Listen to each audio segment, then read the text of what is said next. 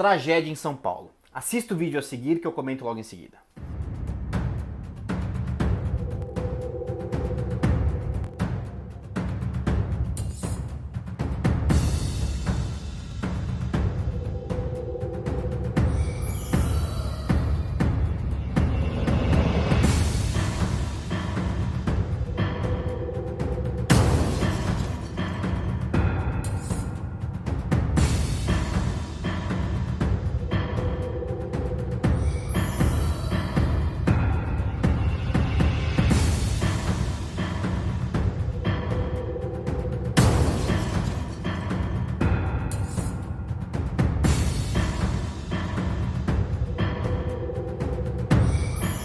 A primeira observação que eu tenho a fazer é que não dá mais para ter motocicleta de luxo na Grande São Paulo. Tá impossível. A questão já não é mais se você vai ser assaltado, mas quando você vai ser assaltado. A conduta, para quem não entendeu, foi a seguinte: um casal chegando na sua motocicleta de luxo em São Paulo, no seu apartamento, ao entrar na garagem foi surpreendido por 3 meliantes em 2 motos.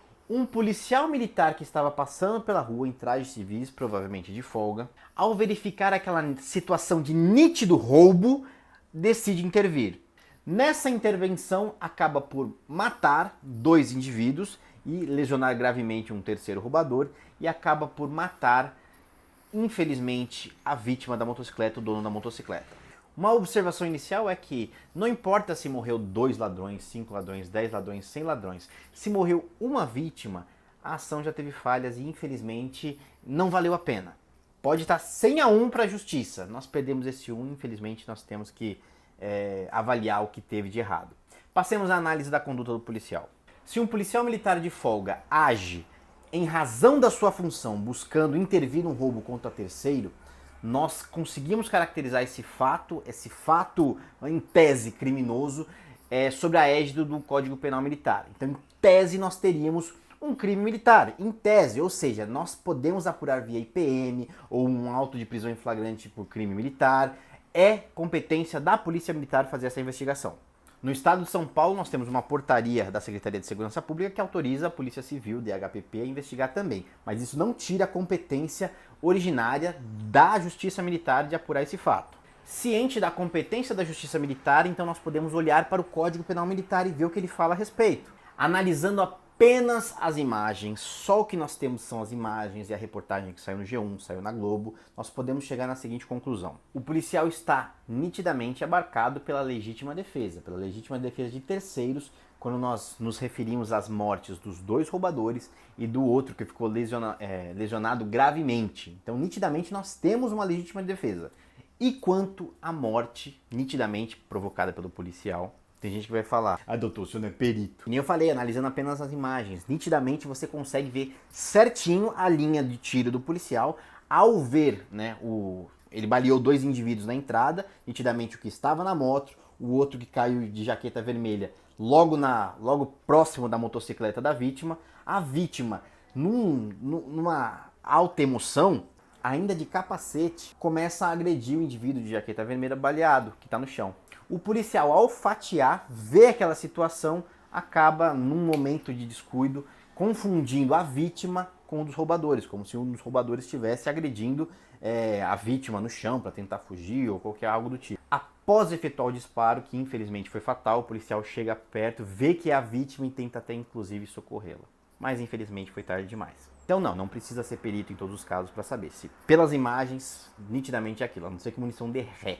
Né, porque realmente foi o policial, isso é claro no vídeo, e com certeza a perícia vai chegar nessa situação, se não veio nenhum tiro do além que não mostra nas imagens, evidentemente. Então, dando a certeza que o disparo saiu do policial, no nosso exemplo aqui, continuemos a nossa análise. O policial militar, ao chegar no local, ao verificar aquela situação de um indivíduo agredindo o outro no chão, ele nitidamente vislumbrou uma circunstância que não existia, que ele realmente acreditava que existia. Pela adrenalina da situação, ele obviamente imaginou que era um dos roubadores agredindo a vítima e acabou intervindo. Apesar de gravíssimo esse erro, é nitidamente um erro excusável, desculpável. Pela situação que se desenrolou, o policial achou realmente que tinha uma vítima em perigo e infelizmente acabou cometendo um erro gravíssimo que tirou a vida da vítima. Essa situação de discriminante putativa, né, que ele realmente acreditava que tinha algo errado, algo ilícito ocorrendo quando ele efetuou aquele disparo que vitimou a vítima, encontra abarcada no CPM no artigo 36 como erro de fato. Diz que quem comete uma ação nessas circunstâncias é isento de pena. Ao se referir ser isento de pena, o Código Penal Militar nitidamente está atacando a culpabilidade, está tirando a culpabilidade do indivíduo, que pela teoria tripartida, que é adotada pelo causalismo neoclássico do Código Penal Militar, exclui também o crime. Então, no caso real, no caso concreto, em se verificar essa circunstância que nós estamos narrando pelos outros elementos, análise de testemunha, perícia e etc., nós visivelmente podemos ver ao longo do processo ou do inquérito, que não importa a fase, pode ser visto isso no processo, pode ser visto no inquérito, é mais provável que seja visto inclusive no próprio inquérito, mas nada impede de ser oferecida e recebida a denúncia e ao longo do processo ser comprovado pelo juiz essa situação. Mas a questão é que pelo vídeo nitidamente se vê uma situação de excludente putativa, de erro de fato pelo policial militar, o que poderia, o que deve excluir o crime dele e deve fazer com que ele seja inocentado. A questão é, nesse instituto, no seu parágrafo 1º, ele prevê que o agente ele responderá pela culpa se tiver uma modalidade culposa no crime em questão. No crime em questão, nós estamos falando do 205 do CPM, seria o crime de homicídio, existe a modalidade culposa. A modalidade culposa a gente encontra lá no 206 do CPM. Então, se ficar constatado que o policial militar pode ter agido por negligência, imprudência ou imperícia na sua ação, de repente descumpriu alguma norma de segurança, algum procedimento ou algo do tipo, não estou falando que ele assim cometeu, mas se ficar comprovado, ele pode responder por homicídio culposo da pessoa que ele baleou, da vítima. Os ladrões não, evidentemente dá pra colocar tudo na legítima defesa, mas a vítima ele pode acabar respondendo por homicídio culposo. Repito, se ficar constatado que ele agiu em culpa. O perigoso é para o policial militar em situações como essa, o que eu não estou falando que foi esse caso concreto, vou dar um outro exemplo, imagina um policial militar na 25 de março reagindo a um roubo da mesma forma, lotada de pessoas comprando, fazendo compras no Natal, e ele reage a um roubo sem se preocupar com as consequências. Ele atira e não tá nem aí, ele sabe que tem um monte de gente na linha de tiro e acaba atirando. E acaba baleando e matando alguma pessoa, ele pode responder pelo dolo eventual ao invés da culpa. Porque nesse caso, nitidamente, óbvio que ele sabia que poderia acertar alguém. O que nesse caso mudaria inclusive a competência de julgamento. Veja bem, no caso concreto, eu realmente vejo que houve uma discriminante putativa. Então eu acredito realmente que o policial seja isento de pena. Mas se ficar caracterizado a culpa, o policial militar vai ser julgado pelo Tribunal de Justiça Militar por juiz singular. Se ficar caracterizado que ele agiu por dolo, ainda que na modalidade eventual, ele seria julgado pelo Tribunal do Júri, o que evidentemente eu não acho que seja o caso em questão.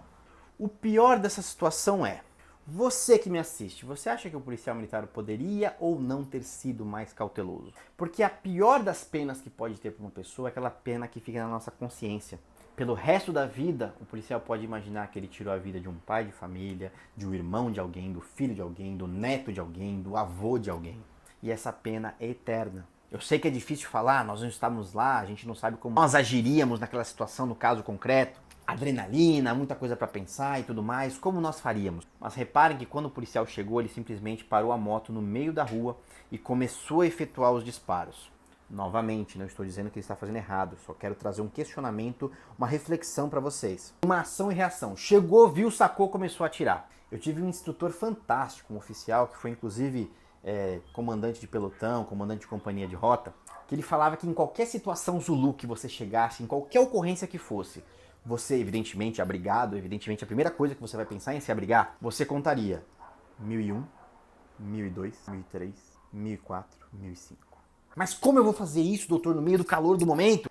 Ele falava, treino, profissionalismo, sangue frio. E evidentemente, enquanto você faz essa contagem, você analisa a situação, repito, abrigado, você, em vez de parar a moto no meio da rua, você se abriga em algum lugar com a moto ou sem a moto e avalia a situação.